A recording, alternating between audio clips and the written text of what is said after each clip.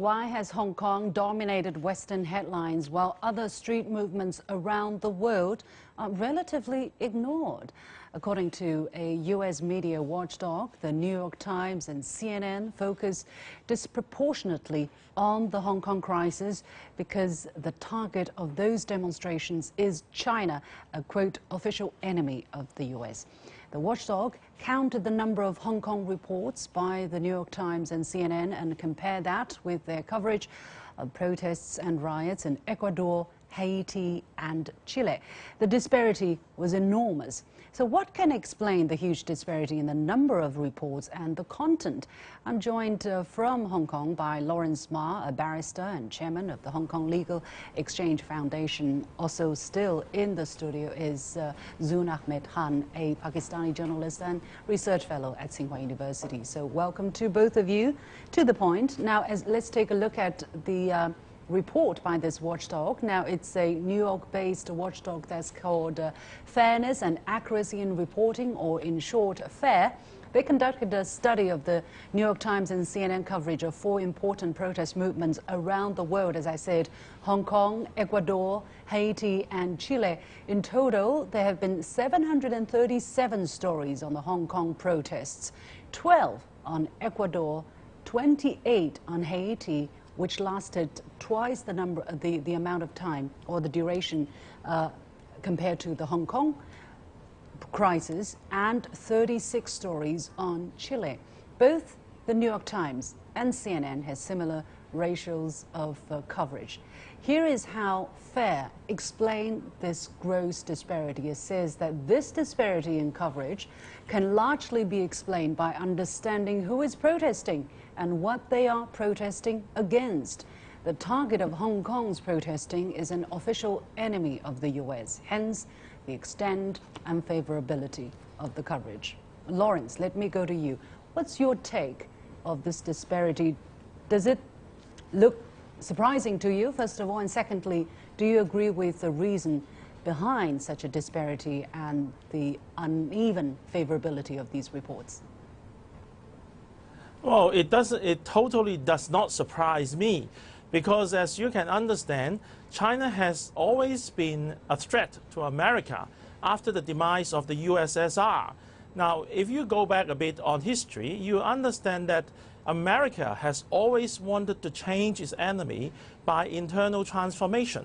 For example, by inculcating democracy into that particular enemy.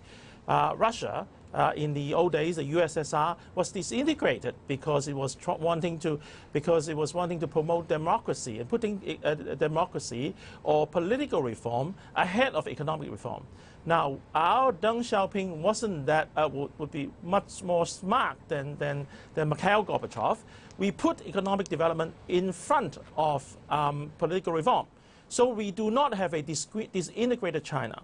So the plot of the American, by trying to do an internal transformation, has failed. So after that has failed, what they have come up during about 10 years or 15 years ago is the China containment theory. The China containment theory, which is a foreign policy the American has denied. But they have actually put the China containment policy into effect. And one of those initiatives is media front. There are so many fronts, about 10 fronts of containment.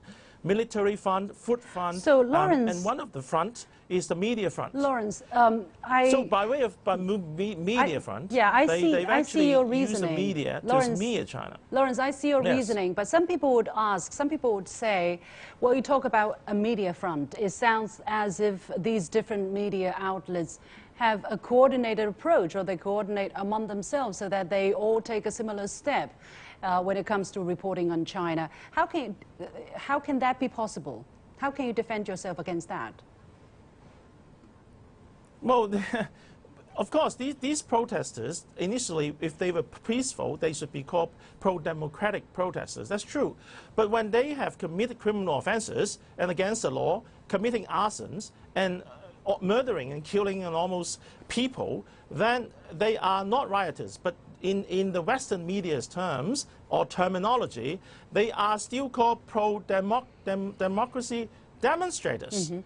So the Western media actually plays down the headline of the criminal activities of these rioters, but to enshrine their righteousness, or try to support them by morally calling them right. All right. Let me come back to Zun here in the Beijing studio. Zun, how do you look at the conclusion of this report?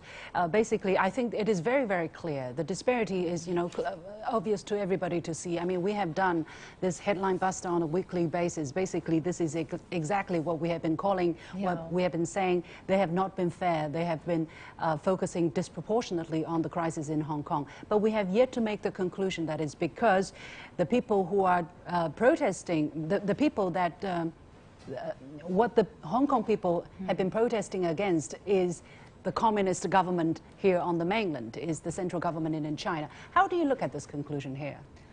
I mean, Lucian, I think before we get into what the incentives could be for these media outlets to well, the reason why there is such a seemingly coordinated approach towards the protests in Hong Kong.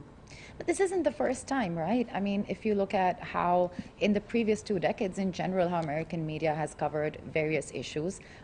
For example, I will go not that long ago in Syria when people did not really know the difference between the rebels and ISIS. So, but the American media kept supporting anyone who took a stand against Assad. And similarly, maybe even with greater thrust, the Hong Kong cause in American mentality is a very strong one. To support people against this communist regime, Americans still want to pursue these values that they have exported throughout the world ever since, especially the fall of USSR. It took more speed, and we all know that Hong Kong is one way for the US to target China, to also help or in a way assist this impression, this perception in the world that China is cruel to its people, China is not giving the due rights to the people of Hong Kong. And I think we already know that the US has picked a side and their media is supporting. The US media has been a major source of propaganda and is also leading narratives in the world to a great extent. So it definitely serves a purpose. But, just for the devil's advocate, people in CNN or New York Times or many of the other mainstream US media would say, well, we don't coordinate among ourselves. We just focus our attention on Hong Kong because we think it is important. There are also people who say, China is such an important country. China is an emerging power. Of course, we pay more attention to what's happening in China than some other countries such as Ecuador or Chile or even the UK or France. When the yellow vest protests were happening in Paris, there were not merely as many reports coming out of CNN and New York Times than what's happening in Hong Kong. Zun. I think, Lucian, it's also that journalists or academics are socialized into an environment where they do think exactly the way you just mentioned. They do think that, yes, of course, what is happening in Hong Kong is against basic rights or basic rights, at least their definition of rights of people, right? So of course, I don't think that journalists or people on the ground that are covering these issues, that are writing reports, are really part of this major big agenda. Or this, as if, they are aware that these reports are biased for each person talking about Hong Kong or talking about any other issue in the world. They think, yeah, this is just one drop in an ocean. And they don't maybe see the bigger picture. So I personally have spoken with journalists who are really concerned about what's happening in Hong Kong. And in a way, you can say that this also escalates. It's like a vicious cycle. So the more coverage we have about Hong Kong, the more important the issue becomes, and then even more coverage about Hong Kong. So, of course, I mean, is it a coordinated effort by thousands of people or even tens of thousands of people covering it? I don't think so. But is it about more about socialization, about what kind of moral values these people are supporting? And in that sense, I mean, this is what propaganda is all about. It creates an air that these are the priorities and this is what's important. Lawrence, what is your take? I mean, how do you explain the extraordinary disproportionality that have been seen on CNN and New York Times in particular compared to what happens at their doorstep? For instance, the Haiti crisis, which lasted twice as long as the crisis in Hong Kong, got very little mention. I mean, and there are more people that are killed in Haiti as well, over 40 according to the United Nations, and yet when CNN talks about Haiti, it's almost just like one or two sentences in what's happening around the world, or mostly they were just talking about how U.S. interests or U.S. citizens were being affected by the crisis in Haiti, and they never caught anybody either in Ecuador or in Haiti or in Chile freedom fighters or pro-democracy protesters, but rioters, you know, they called a spade in these places. How do you explain the differences, Lawrence? Well, I think it is not where you are, but what is the cause of the protest? If the cause of the protest is for a cause that is in alignment with United States interest, then those protesters, no matter how violent they are, they will be called peaceful demonstrators and freedom fighters. But if the cause of the protesters were against U.S. interests, no matter how tame the demonstration is, they would be called rioters. So it's really what the cause of the demonstration is really about to get the headline, and how the media mongols write the headline about it. So I think this is really political, and I would say that it's insidious, insidious agendas to smear China by using Hong Kong protest and to smear the Hong Kong police for violence. Yes. What could be the consequences? Because the report says, the report by FAIR says that corporate media sing the same song on Hong Kong, presenting the situation in the lockstep single-mindedness that would impress any totalitarian propaganda system. So, Zun, what do you think the potential impact on the mind of the readers who are reading these stories? I think we've already seen the impact. People think China is just being cruel. You know, it's a country. Those who are unaware of what's happening on the ground, it's all their perception, their awareness, their knowledge is based on these reports, and that is exactly what these media outlets take benefit from and take advantage of. So I've spoken to many people in recent weeks and especially even months. The amount of misunderstandings about China's policy vis-a-vis Hong Kong have increased, and it has all to do with this wording.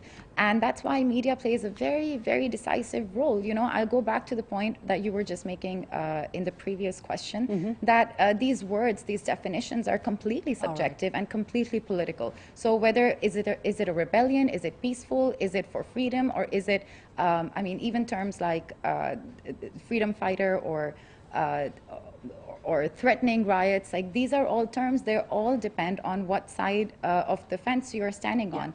And unfortunately. We have to leave it there. Many thanks to Lawrence Ma joining us from Hong Kong, and Zun Ahmed Khan joining us here in Beijing. And with that, we come to the end of this edition of The Point with me, Liu Xin. Thanks for watching. You've got The Point. Once again, Happy New Year.